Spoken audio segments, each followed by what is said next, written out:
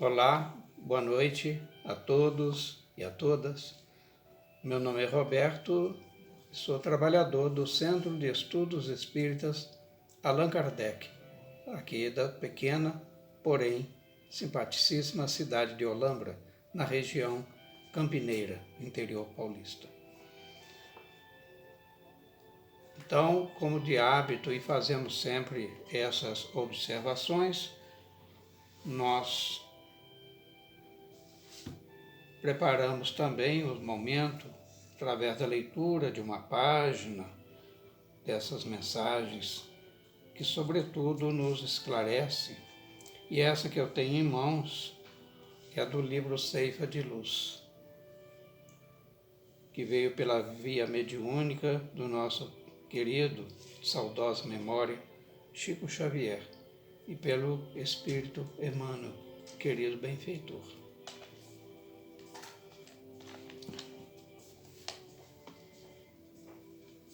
A mensagem que nos cai às mãos como uma luva é a de número 3, que tem por título No Mundo Afetivo. Amados, se Deus de tal maneira nos amou, devemos amar uns aos outros. Registro do evangelista João, no capítulo 4, versículo 1.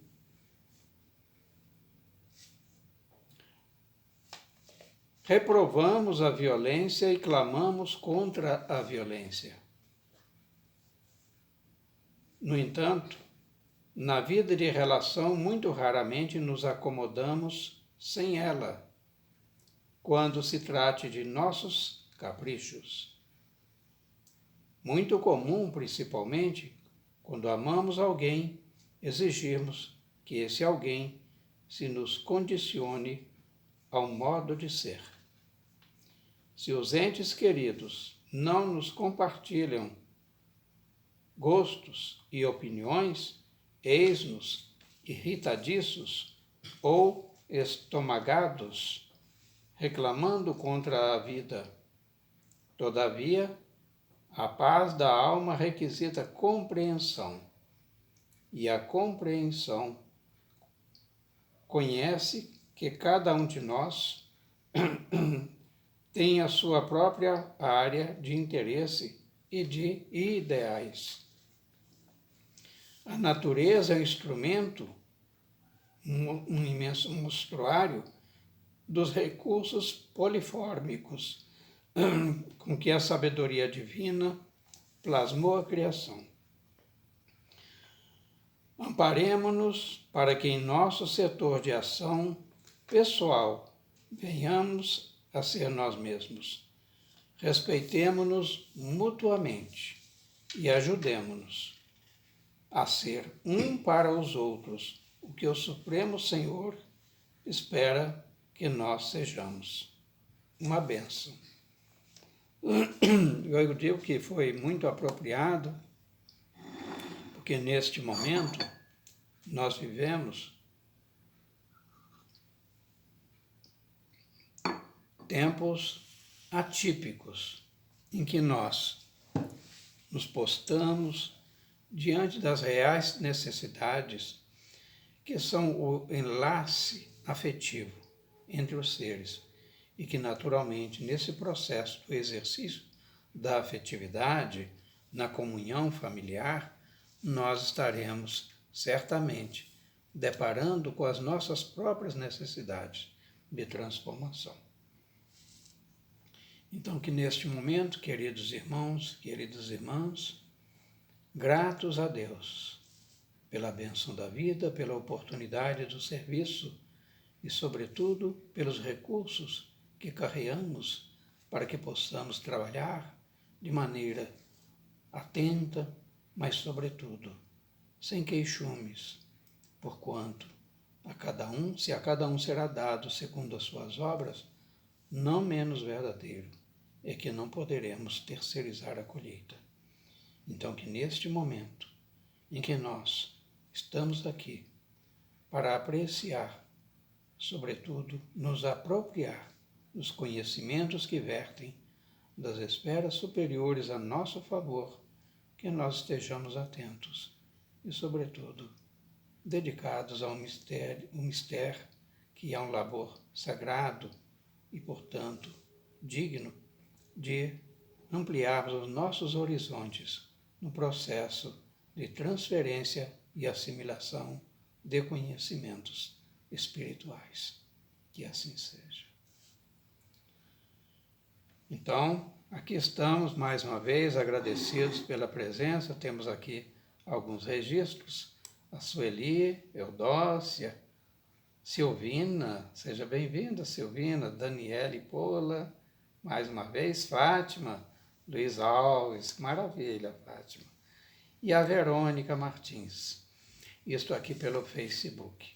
Os nossos amigos aí do Instagram, eu peço desculpa porque eu estou bem distante com a deficiência visual, eu não consigo ver essas letrinhas.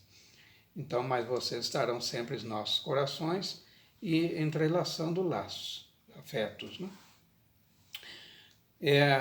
Nós vamos hoje dar continuidade ao estudo que é apoiado nessa apostila, né, da Federação Espírita Brasileira.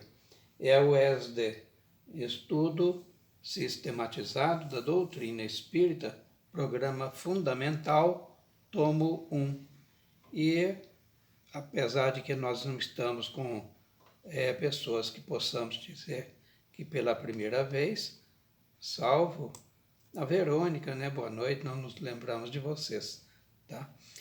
Então, essa apostila é disponível no site da própria Federação Espírita Brasileira, na aba Cursos, e também disponível para a venda na própria FEB, né, na loja virtual, para quem quiser ter o livro físico consigo.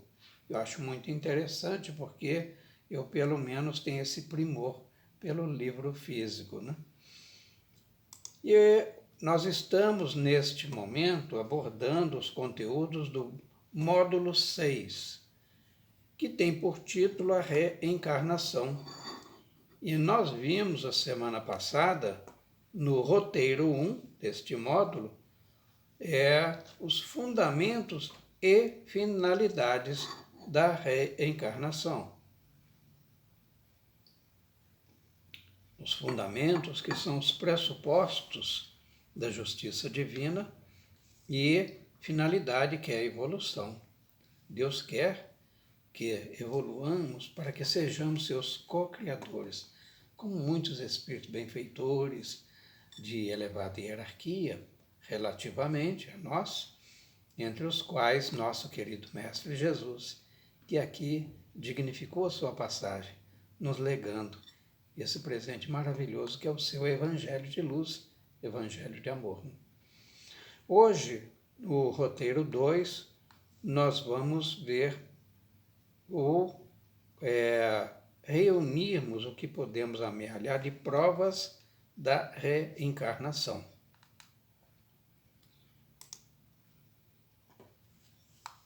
Então, nós temos várias evidências das reencarnações, e algumas, mais do que evidências, são provas. Então, as provas ou evidências da reencarnação, ela se baseia em alguns pressupostos. Por exemplo, o primeiro, podemos avançar, as ideias inatas.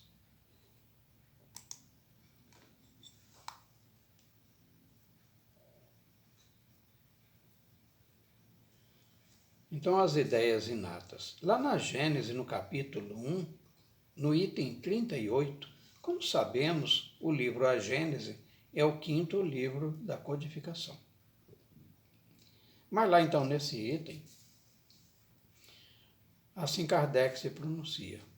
O homem traz ao renascer o germe das suas imperfeições e dos defeitos de que se não corrigiu e que se traduzem pelos instintos naturais e pelos pendores para tal ou tal vício.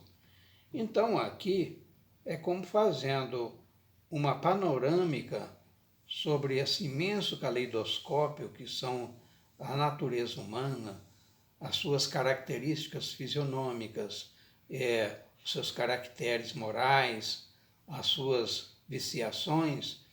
Isso estão todas ainda nas nossas imperfeições, defeitos, mesclado também com virtudes, o que, em última análise, só para sintetizar, mostra que somos absolutamente diferentes uns dos outros. Mesmo aqueles são os chamados gêmeos univitelino, eles, num processo de crescimento e de interação, eles já mostram que são diferentes, embora nascidos no mesmo tempo. Né? Agora, o que nós podemos entender como provas? Vamos avançar um pouquinho. Lá no Livro dos Espíritos, na questão 222, os espíritos benfeitores que assistiram a Kardec na obra da codificação, no primeiro livro, que é este, diz assim: com a pluralidade das existências, a desigualdade que notamos nada mais apresenta em oposição à mais rigorosa equidade. Equidade quer dizer direitos iguais, né? E deveres idem. É que apenas vemos o presente, esclarece-nos ele, e não o passado. Partimos de um fato patente, incontestável, qual seja a desigualdade das aptidões e do desenvolvimento intelectual e moral, falamos ainda há pouco, e verificamos que nenhuma das teorias correntes o explica, ao passo que uma outra teoria lhe dá explicação simples, natural e lógica, que é a doutrina espírita.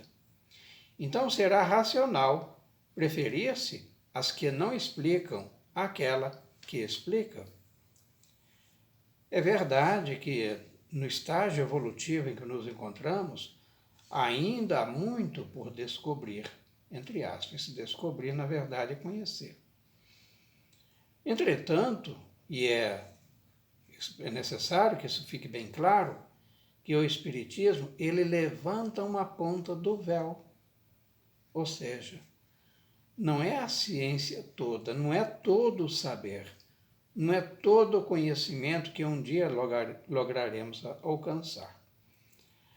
Mas no que diz respeito objetivo a essa questão, é que se nós abstrairmos da reencarnação, quer dizer, se nós anularmos a reencarnação como mecanismo do processo da justiça divina, das leis naturais, nós certamente ficaremos num baita dilema. E por isso muitos rojam, quer dizer, se lançam contra Deus diante de tantas diferenças de sorte, diferença de doença ou de saúde, e até nos atributos físicos rotulados como de beleza ou de fealdade. Então, aí a pessoa fica nesse dilema. E alguns, quando não conseguem explicar devidamente, por isso Kardec coloca aqui. Então, essa que chama de desigualdade das aptidões e do desenvolvimento intelecto-moral, o Espiritismo explica a mancheias, quer dizer, de maneira cabal, completa e com equilíbrio. Ao passo que outro que diz assim, é porque Deus quis. Esse Deus quis é exatamente aquele que, infelizmente, muitos que assim se pronunciam, levantam-se contra Deus. Tornam-se ateístas, ateus ou materialistas. Tudo bem? Então é bom a gente ampliar esse entendimento. Essas reflexões são absolutamente necessárias no que eu referi ainda há pouco, né, na nossa rogativa, para a aquisição do conhecimento da vida espiritual e que, em essência, é o conhecimento da justiça divina.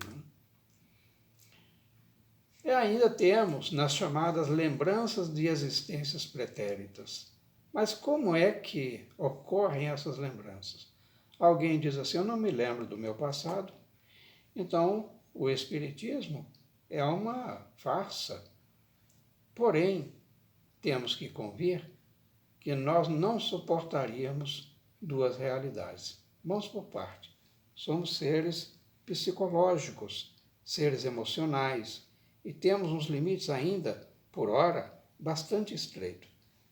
Mas assim, então vem em forma de flashes, de lembranças que parecem que é coisa de agora, mas não é. Então essas lembranças em geral, elas surgem sob a forma de imagens fragmentárias. O que são fragmentos? São partes, né? São porções, são pedaços de memória e que permitem recordações mais completas. Então, quando essas recordações, elas, nesse processo de aquisição do conhecimento, da aceitação da justiça divina, que nos liberta dos grilhões, das nossas imperfeições, das nossas limitações, nós passamos, mesmo ainda encarnados, a ter esses flashes mais recorrentes, com mais frequência, que são fragmentos, né? Então a gente vai juntando, como um quebra-cabeça, vai juntando esses fragmentos. Porém, as lembranças espontâneas também, elas aparecem naturalmente, como no estado de vigília, ou seja, quando estamos despertos, acordados, ou ainda durante o sono, não sendo possível a identificação da causa desencadeadora, quer dizer, que promove, que motiva, né? Nas maioria das vezes. E neste estado, a pessoa se vê envolvida por uma sensação. Sensação a gente sabe o que é, né? São percepções. Alguns chamam de extrasensoriais, embora na essência não sejam, né? De algo conhecido, experimentado ou visto, que muitos dizem ser o déjà vu. Então, que déjà vu fala assim, olha, eu não sei de onde vem isso, mas é como se essa situação eu já tivesse visto, ou este lugar, ou essa circunstância, ou esse som, enfim, aquilo que nos fere, o campo emocional, emotivo, e até às vezes nós nos sentimos meio confrangidos, ou então alegres, né? Ou tristes, ou ainda saudosos. Então, os déjà vus é aqueles momentos, né, que nós falamos assim, eu não sei como, mas às vezes é tão gostoso.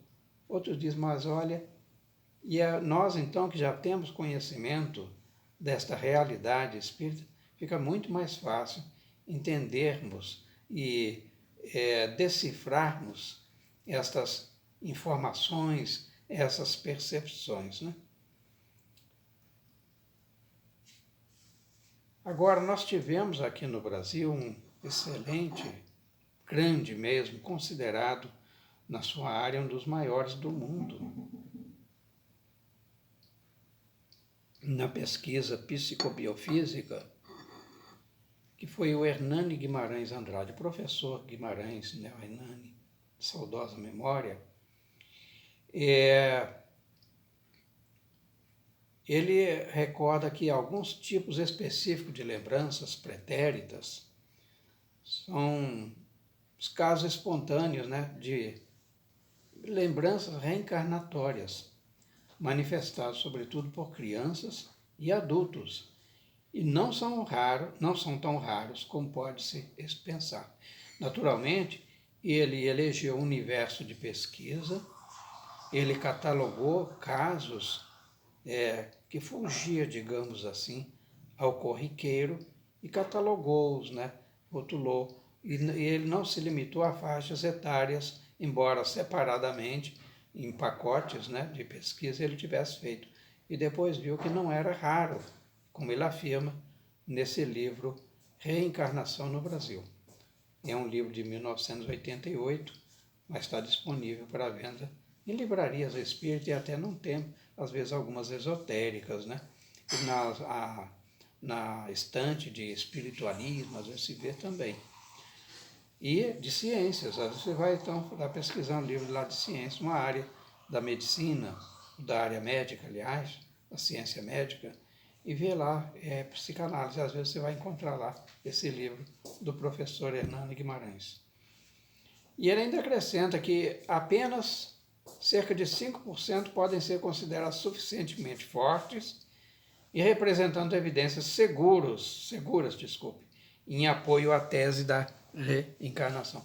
O que ele está querendo dizer? Assim, olha, eu pesquisei um universo de 1000, mas não os 1000 casos são significativos ou provas suficientes para atestar a realidade reencarnacionista. Mas 5% deles sim. Então estaríamos falando de 50 elementos nesse universo de 1000 que foi pesquisado.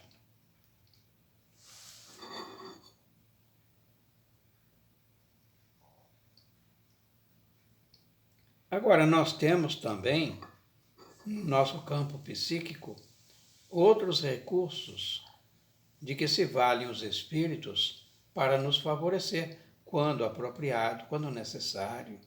Nós estamos angustiados, nem fala, puxa vida, mas não é o meu caso. Mas imagine de vocês. Fala, puxa, mas eu sou uma pessoa tão bacana, eu ajudo na medida do que eu posso.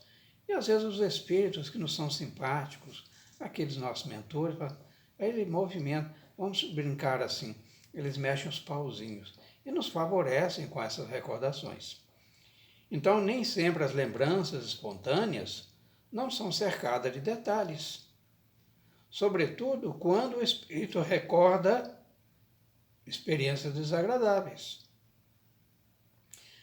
que são adicionadas aos amargores de uma nova existência.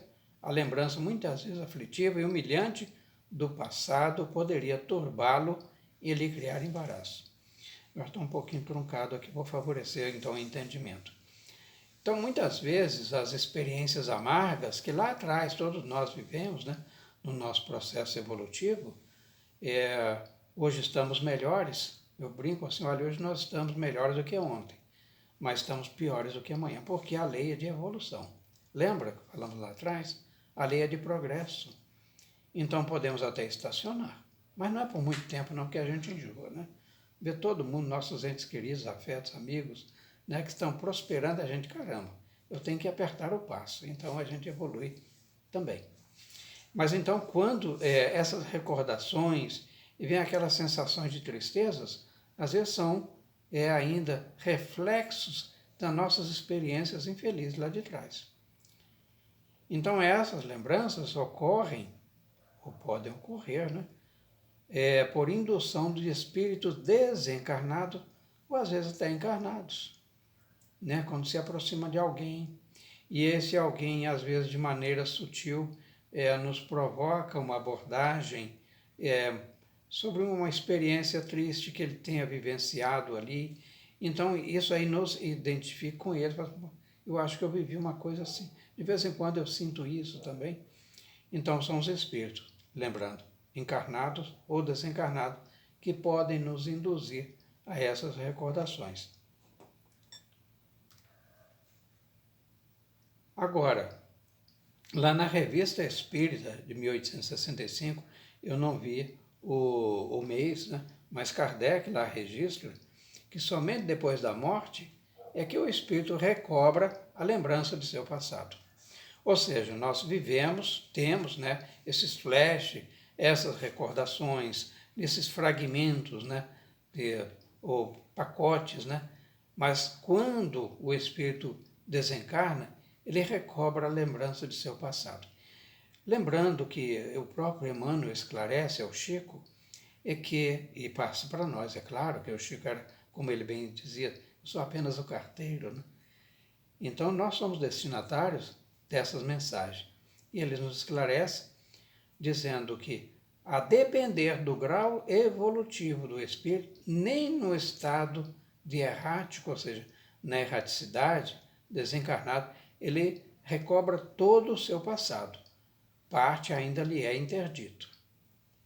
Então pode-se dizer, continua Allan Kardec, lá na Revista Espírita, que o espírito não a perde jamais, mesmo na encarnação, como temos visto.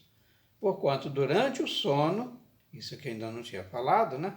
O sono do corpo, porque quem dorme é o corpo, o espírito não. Quando o espírito goza de certa liberdade, ele tem consciência de seus atos anteriores. Alguém fala assim, poxa, mas eu não me lembro do sonho. Outros falam assim, eu nunca sonhei. E alguns falam assim, olha, eu sonhei, mas é um sonho tão confuso, mas eu não me lembro dos detalhes. Outros há que guardam uma nítida lembrança, né? Um recorte como se fosse uma foto.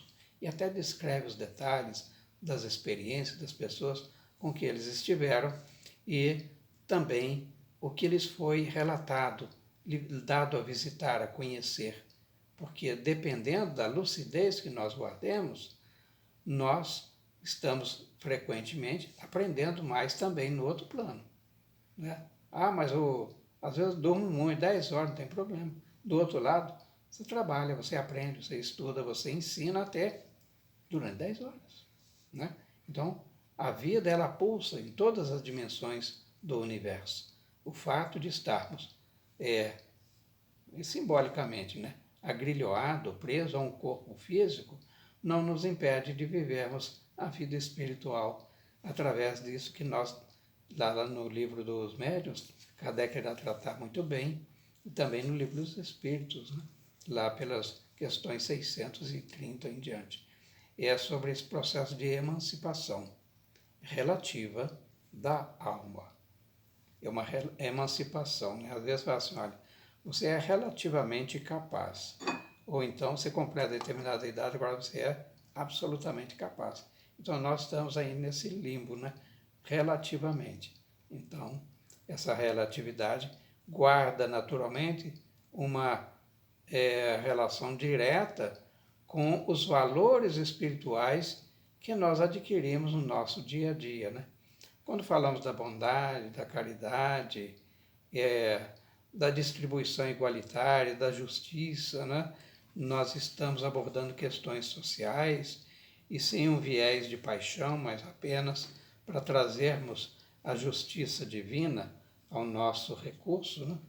Então, nós, vivenciando esses valores, cultivando e dialogando, nós estamos, como neste momento fazemos, aprimorando os nossos filtros perispiríticos, para que, ao adormecer o corpo, né, que nós, como espírito, porque nós não temos um espírito, nós somos espíritos, temos um corpo.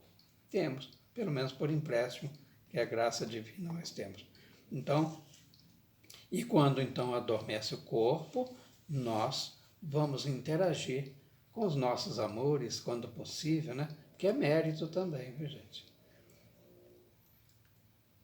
Agora vamos falar sobre as comunicações mediúnicas. Também é uma outra ferramenta, um instrumento de que se servem a justiça divina para nos trazer como recordações de passado. E o Chico era extremamente profuso, fértil, né? Nessas recordações. Às vezes a pessoa via, não a todos, mas às vezes para aliviar, para até dar uma explicação por que você é tão irritado, por que você é tão amargurado, por que você é tão revoltado. Não há razão para isso. E aí desdobra um pouquinho lá de trás. Olha o que você fez, atrapalhou, estragou a vida de outro. Então, assim, como uma terapêutica pedagógica. Tudo bem? Mas então as comunicações mediúnicas oferecem duas grandes contribuições em apoio à tese reencarnacionista. E é muito apropriado a este módulo, né, que é sobre a reencarnação, dizer o seguinte: o espírito, uma vez conquistado a forma humana, ele jamais reencarna num corpo animal, num gato, num cachorro, numa pulga, numa tartaruga, jamais, gente. Então, vamos separar bem. Existem doutrinas reencarnacionistas que não são espíritas, então que apoiam nessas teorias, que à luz da justiça divina seria um absurdo, né? Porque se a lei é de progresso. Mas então, em apoio à tese reencarnacionista, temos a informação da identidade de espíritos que viveram experiências reencarnatórias e a revelação de vidas passadas de pessoas que ainda estão encarnados. Ao final, citar alguns livros onde vocês poderão encontrar com mais consistência essas afirmações aqui. Então, a identidade dos espíritos das personagens antigas é a mais difícil de se conseguir. está lá no Livro dos Médiuns, capítulo 24, item 255. Então, torna-se, às vezes, impossível essas identidades, né? Pelo que ficamos adstritos a uma apreciação puramente moral. É super comum, e eu também me insiro nesse contingente que imaginava desta forma, o Espiritismo é que nos muda, nos transforma, né? Através do esclarecimento, que às vezes a gente tinha uma pessoa, assim, uma situação tão difícil, né? Uma provação mesmo, ou expiação, e a catalogação, se é um ou outro, não nos ajuda nesse contexto, nessa parte, né? E a gente fica assim, puxa vida, mas imagina o que deve ter feito lá. Ah, isso daí, olha, ele deve ter assassinado milhares, centenas, sei lá, deve ter torturado muitos, e às vezes fica buscando, mas quem terá sido ele? Aí fica a pergunta, né? Mas em que isso ajuda? Nós há pouco tempo fizemos abordagem de uma personagem querida nossa, né? No nosso Café com o Evangelho, e aqueles que não vêm estão convidados aí a assisti-los, né? Todos os dias, 10 da manhã. Falamos sobre Jerônimo Gonçalves, né? Que aqui ele obteve pela sua altivez. Jerônimo Mendonça, né? A Leila está me observando aqui. E eu às vezes troco o sobrenome, mas é Jerônimo Mendonça. O gigante deitado. Pela sua altivez, né?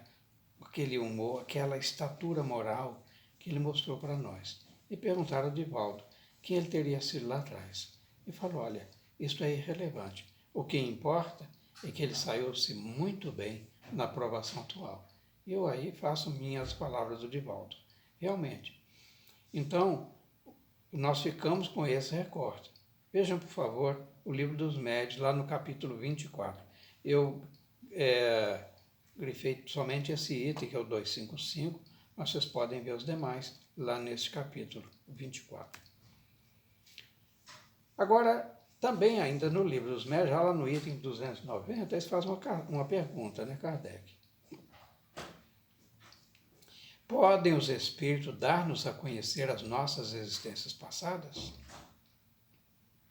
A pergunta é, isso aí utilizando-se da mediunidade, é o que nós estamos vendo agora. Então a resposta é, Deus algumas vezes permite que elas vos sejam reveladas. Mas o quê? Qual o propósito? Por isso que diz, depois bota uma vírgula, conforme o objetivo. E aí continua, se for para a vossa edificação e instrução, as revelações serão verdadeiras. E neste caso, feitas quase sempre espontaneamente e de modo inteiramente imprevisto. Nada de hora marcada. Hoje você vai saber o que você fez lá atrás. Hoje você vai saber quem você foi. Hoje você vai saber porque está nisso. Não. É de maneira inopinada. Modo inteiramente imprevisto e espontâneo, sem ser provocados. Então a mediunidade, o conhecimento da mediunidade e como se dá esse processo é importantíssimo. Porque há muitos embustes, né? Há fascinações e outros processos de falseamento da verdade.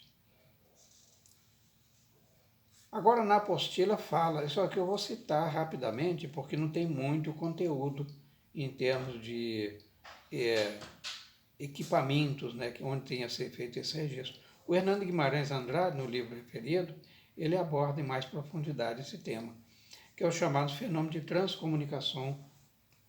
Já está com o nosso tempo fechando, oh, meu Deus. Então, é o fenômeno da transcomunicação instrumental. Então, a transcomunicação ela representa igualmente mais uma evidência da reencarnação.